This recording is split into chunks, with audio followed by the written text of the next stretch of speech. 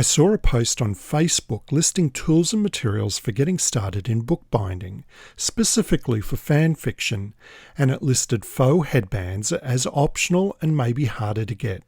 They are optional, but they don't have to be. You can make your own. Bookbinders have been improvising stuck-on headbands for a long time. They're really easy to make and cost next to nothing. I'll show you how.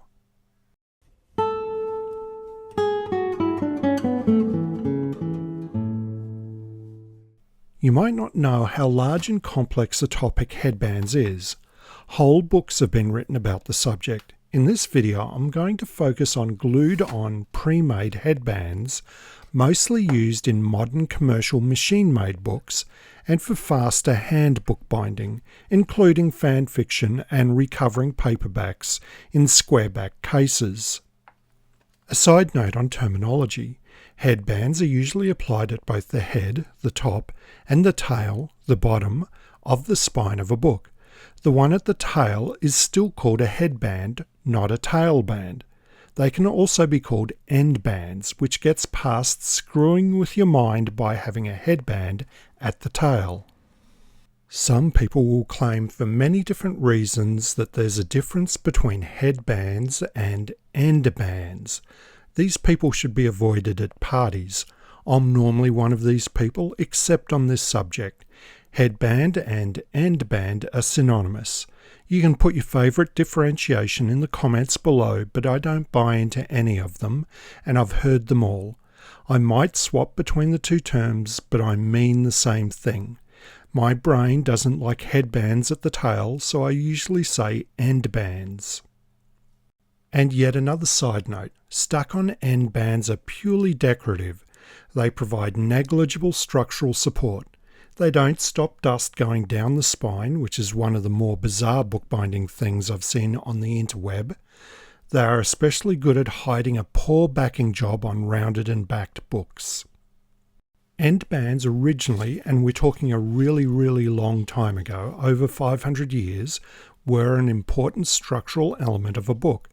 As part of the sewing of the book, a cord at the head and tail could be sewn onto the book, and this cord could be laced into the boards, providing board attachment at the head and tail.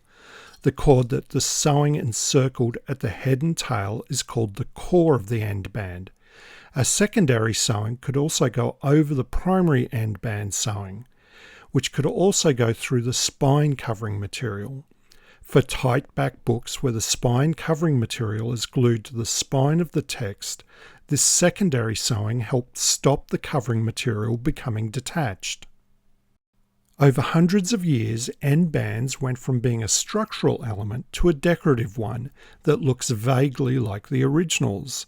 This is important to understand why modern stuck-on headbands look like they do. They're meant to look like a core sitting on the edge of the head and tail with thread wrapped around it. This is why they're often striped, to look like the thread wrapped around the core. A modern hand-sewn end band is often done with two or more colours to be more decorative, but it can be done with a single coloured thread too. When you make your stuck-on end band, it's fine to use a solid colour instead of stripes. I love using scraps of paste paper or marbled paper. Remember, it's decorative, not functional. I've talked enough. Let's make something. I need a core and something to wrap over it.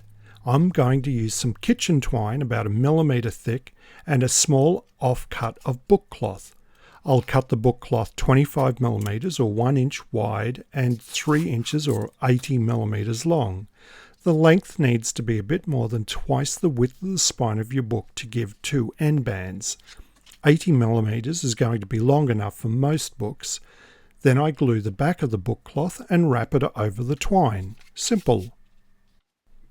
Now you do want the end band to be reasonably straight. Doing what I just did usually works fine.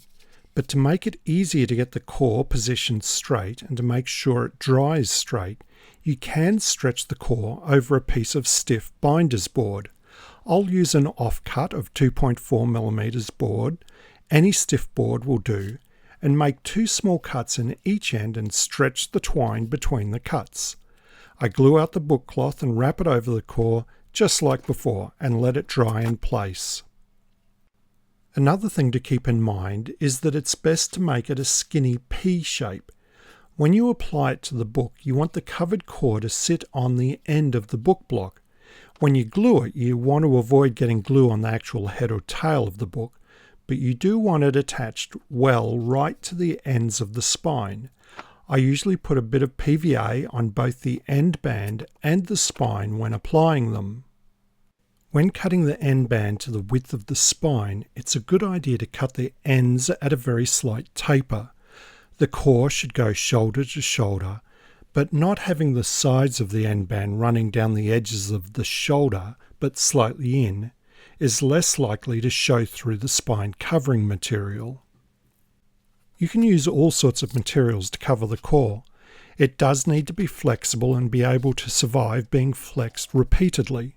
Paper looks great, but maybe not the best for flexing. It depends on how much your book is designed to throw up. Yes, throwing up is the technical term for how much the spine curves up when the book is opened. I can't help using paper as it looks great, and I haven't seen it fail in any of my books. But my books aren't in lending libraries or anywhere that would get lots of use. Leather is great if it's pared really thin.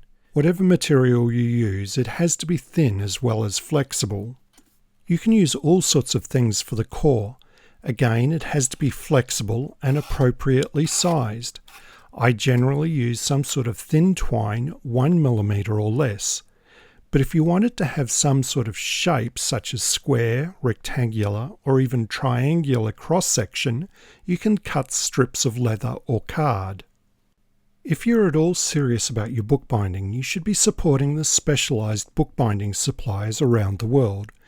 That does not include Amazon or the big chain art stores.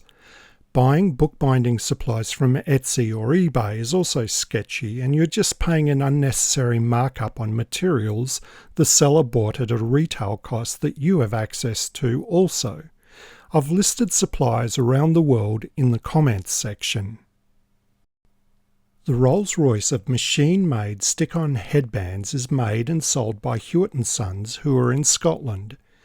Their best product for hand bookbinding is made using a thin split of cane as the core. You shape these over the edge of your bone folder to get them to match the round of your book. Their size to artificial silk with cane core is my favourite headband. Unfortunately, their minimum length is 10 metres. But it's only £8.50 including VAT. That's $11 US for the Rolls-Royce of stick-on headbands designed for hand bookbinding. Think about that before you spend $15 for 6 inches of really cheap headband designed to be used by a machine. I resell the Hewit string cord headband in Australia for $2 Australian for half a metre. If you see a store selling cane cord headbands, then you know they're reselling Hewit's headbands. Hand-sewn end bands is outside the scope of this video. I have videos showing how to sew a few different types of these. There are endless variations for different styles and cultures of bookbinding. These vary from the functional to the functional and decorative to the purely decorative sewn end bands, which may have peaked with the English 19th century bindery.